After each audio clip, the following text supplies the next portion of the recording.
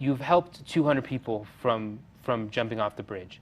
Is there one person, though, that you'll never forget?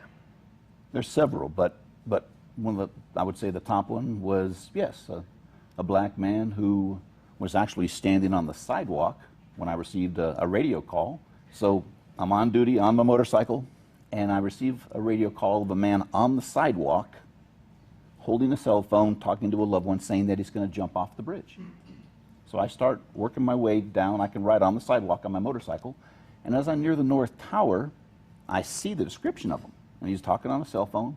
So I stop about 50 feet away, and as I'm starting to get off my motorcycle, he looks my direction and jumps right over this 4-foot rail, and I thought he was gone. I yelled something to him, and when I did, I can't remember what I yelled to him. He caught himself.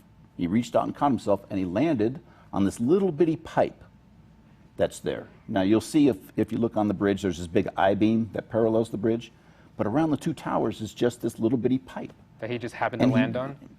First miracle. So he lands on that, and I ran up there, and I saw his white T-shirt, and that's when I knew, oh, he's still here. I thought he had went all the way down. So I asked him, and what I've learned and what I teach is way different than a usual law enforcement approach. I raise my hand and I go, hi, I'm Kevin. Is it okay if I come up and talk with you for a while? They see the monkey suit. They see what I'm wearing. I want to come up and let them allow me to come up, give them that. I want permission from them. I think it starts it off in a good note. And it was... If they don't give you the permission, do you not approach? Then I'm not approaching. Easy as that. I want them to have some control. That's important, because many, many times these folks have been down for years and they feel they have no control over the situation. So by me just raising an open hand, hi, I'm just Kevin. If I can get their first name, I'm going to personalize everything if they allow me. So it was some time before he allowed me to come up. He was yelling at me, if you come one step closer, I'm jumping. He was madder than hell. Why do you personalize everything? Because I think that's how we get to build that rapport and get to know one another better. So if I walked up to you and said, I'm Sergeant Kevin Richard Briggs with the California Highway Patrol, you're not going to open up to me with that. That's way too formal. Yeah. But if I just said, hey, I'm Kevin, is it okay if I come up and chat with you for a bit? My chance of success and your success is much greater. So that's why I do that. I want them to open up. It's about them. There's nothing here about me. So that when they say this guardian on the Golden Gate, it is about those folks.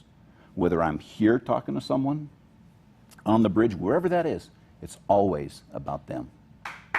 Love it.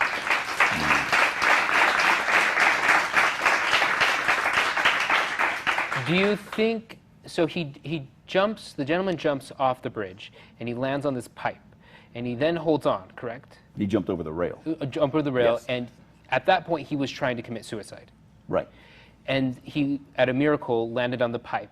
But he didn't continue through at that point. He stopped. Why did he not continue going through with it after the first failed attempt? It was some time before he allowed me to come up and speak with him.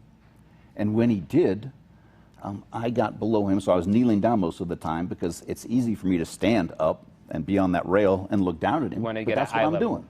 Yeah, I don't want that. I don't want to be looking down on him. I want us to be equal. So I was kneeling down most of the time, and it's not fun on the knees. But when I did that, I just here to find out what's going on. Man, I'm here to listen to you. I'm here for you. Everything I made was about him. And he started to talk and talk and talk. And he talked for 90 minutes.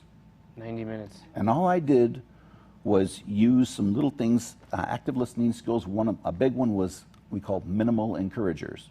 And when he was telling me what was going on in his life, I would just go, wow, really? Man, is that right?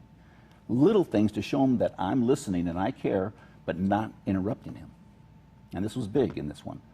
So he talked, and he talked about growing up. He was adopted. His birth mother gave him up, didn't want anything to do with him.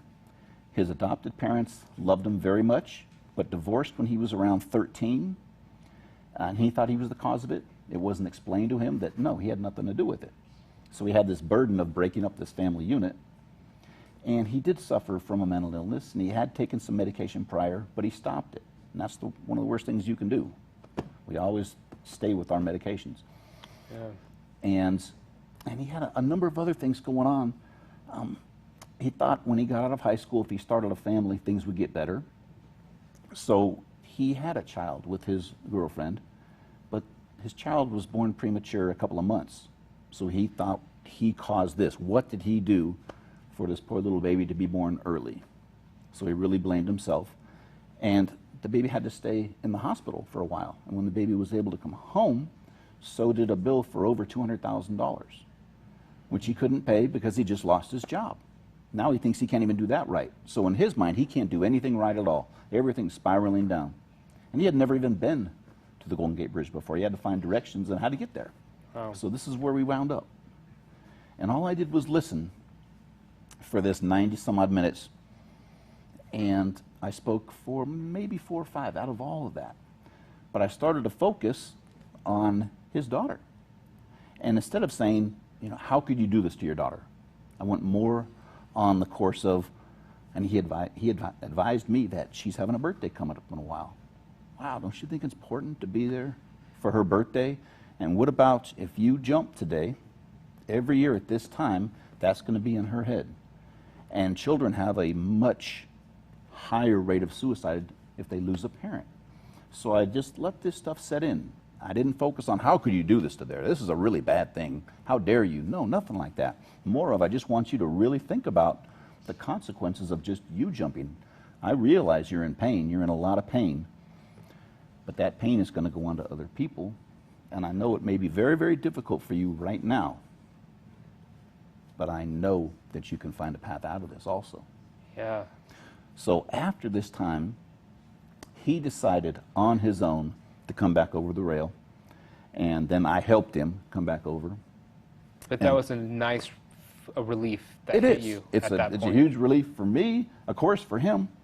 And he had no intentions of coming back over that rail. He was ready to roll. You know, he was ready to go that day. But when he came back over, I congratulated him. And then I asked him, like I did every single person, because I want to learn. And I said, what did I do that helped, excuse me, that helped this situation? And what did I do that hurt this situation? Because I want to learn so I can help others. All he told me was, you listened. You let me speak and you listened.